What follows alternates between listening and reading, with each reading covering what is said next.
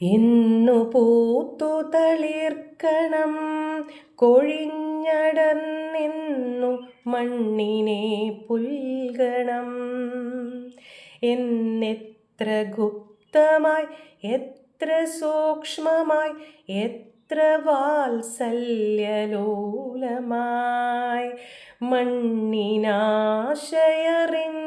തന്നെ വിത്തിനുള്ളിൽ കുറിച്ചതീശ്വരൻ. ഒരു വിത്ത് മണ്ണിൽ കുറേ കാലം സുഷുപ്താവസ്ഥയിൽ കിടക്കുന്നു. എന്നത് പൂക്കണം, എന്ന് കായ്ക്കണം, എന്ന് വലിയ മരമാവണം, എന്ന് വീണ്ടും മണ്ണിൽ ചേരണം, ഇതൊക്കെ സ്ക്രിപ്റ്റഡ് ആണെന്നാണ്. അതുപോലെ തന്നെ നമ്മളൊക്കെയും എന്ന് വന്നു എന്ന് തിരിച്ചു പോകുമെന്നറിയാത്ത ഈ ലോകത്ത് ഒരു ചെസ് ബോർഡിലെ വെറും കളിക്കാരായി അല്ലെങ്കിൽ വെറും കരുക്കളായി നമ്മളിങ്ങനെ നീങ്ങുന്നു. ഒരു ഒഴുക്കിലങ്ങനെ ജീവിതം പോകുന്നു. ഒരു ദിവസം കളി അവസാനിക്കും.